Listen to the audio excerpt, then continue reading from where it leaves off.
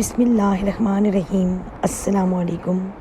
بصرہ کا ایک سردار ہمیشہ اداس اور غمگین رہتا تھا۔ کسی نے اس سے دریافت کیا کہ آخر اس پریشانی کا سبب کیا ہے۔ اس پر سردار نے جواب دیا کہ بات کہنے کی نہیں پر کہی جاتی ہے کہ مجھ سے ایک ولی اللہ کی خدمت میں کچھ بے ادبی ہو گئی تھی، اس لیے ڈرتا ہوں کہ قیامت کو اس کے مواخذے میں گرفتار نہ ہو جاؤں۔ واقعہ یہ پیش آیا کہ میں ایک مرتبہ زیارت بیت اللہ کو چلا اور سب دوست آشنا عزیز و اقارب رخصت کرنے آئے۔ حسب دستور کچھ دور چل کر میں نے سب کو لوٹا دیا، مگر ایک شخص زید جو میرے خواص میں سے تھا واپس نہ ہوا اور اس نے میرا پیچھا نہ چھوڑا۔ مجبور ہو کر میں نے اس کو جھڑک دیا کہ بیت اللہ کا جانا بھی کوئی آسان سمجھا ہے۔ جو پیادہ پا چلنے کو تیار ہو گیا، میرے ساتھ نہ آ اور جس راہ سے تیرا جی چاہے چلا جا۔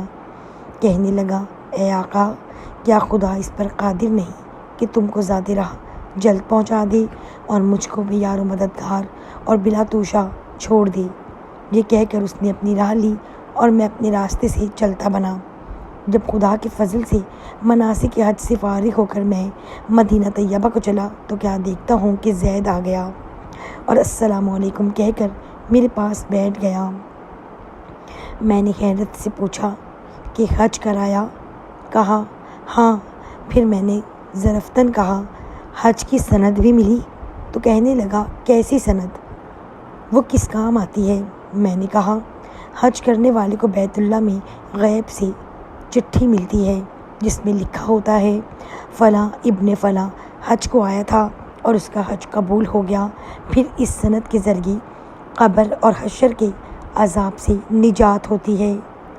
یہ سن کر زید روتا چلاتا بیت اللہ کو واپس چلا گیا۔ جب میں حضور اقدس صلی اللہ علیہ وسلم کی زیارت سے فارغ ہو کر لوٹا تو کیا دیکھتا ہوں کہ پھر زید آ گیا اور السلام علیکم کے بعد ایک چٹھی میرے سامنے رکھ دی جو ایک نہایت عمدہ ریشمی کپڑے میں سبز خط سے زید کے عذاب قبر اور حشر سے نجات کے لیے لکھی تھی۔ یہ دیکھ کر میرے ہوش اڑ گئے۔ پھر ذرا سکون ہونے پر میں نے معلوم کیا کہ اے زید، بتا تو اس کی حقیقت کیا ہے؟ آخر یہ دولت بے مثال تجھ کو کس طرح میسر آئی؟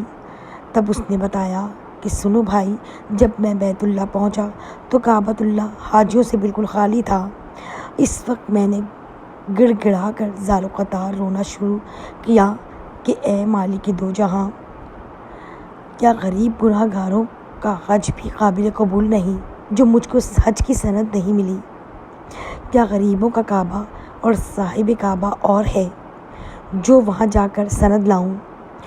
تجھ کو قسم ہے تیری عزت و جلال کی، جب تک چٹھی نہ پاؤں گا کعبہ سے باہر نہ آؤں گا اور روتے روتے یہیں مر جاؤں گا۔ اچانک غیب سے آواز آئی کہ اے زید، نجات کی چٹھی لے اور جا اپنی راہ لے۔ پھر چٹھی میرے ہاتھ میں آ گئی جس کو لے کر میں چلا آیا۔ یہ سن کر میری حیرت کی انتہا نہ رہی کہ اللہ اس شخص کا یہ عالی مرتبہ ہے جس سے میں آج تک واقف نہ تھا۔ پھر عزت و اکرام کے ساتھ میں اس کو اپنے ہمراہ بصرہ لے آیا اور وہ چٹھی نہایت احترام تعظیم کے ساتھ معطر کر کے صندوق میں بند کر کے رکھ دی۔ جب بھی جی چاہتا کمال و ادب و احترام سے نکال کر اس کی زیارت کر لیتا، چومتا اور آنکھوں سے لگاتا تھا اور پھر محفوظ کر دیتا۔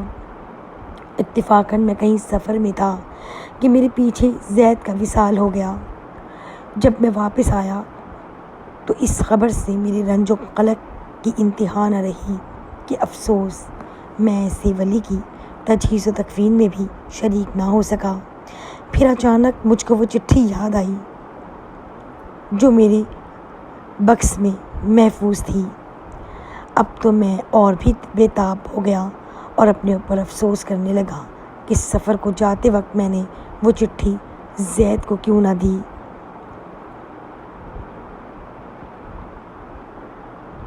پھر اپنا مہر شدہ صندوق منگا کر دیکھا جو اسی طرح بامہر بند تھا۔ جب میں نے کھولا تو اس میں چٹھی نہ پائی۔ اب تو میرے غم و الم کا کچھ ٹھکانہ نہ رہا اور ایک حشر کا عالم برپا ہو گیا۔ زار و قطار رونے لگا اور روتے روتے سو گیا۔ کیا دیکھتا ہوں کہ طرح طرح کی سجی ہوئی جنت میں زید سر پر ایک تاج رکھے ہوئے زرق برق لباس میں تخت و جواہر پر جلوہ افروز ہے اور اس کے چاروں طرف حوروں کے جھمگٹے ہیں۔ میں نے قریب جا کر سلام کیا تو اس نے کہا، اے آقا، اس قدر پریشان کیوں ہو؟ میں نے کہا، مجھے یاد نہیں، وہ چٹھی تو نے مجھے دے دی تھی۔ کہنے لگا، وہ تو یہ موجود ہے اور اس کی بدولت ہی یہ دولت و حشمت مجھ کو حاصل ہوئی۔ اب آپ کچھ تردد نہ کیجیے، میں اپنی من مانی مراد کو پہنچ گیا۔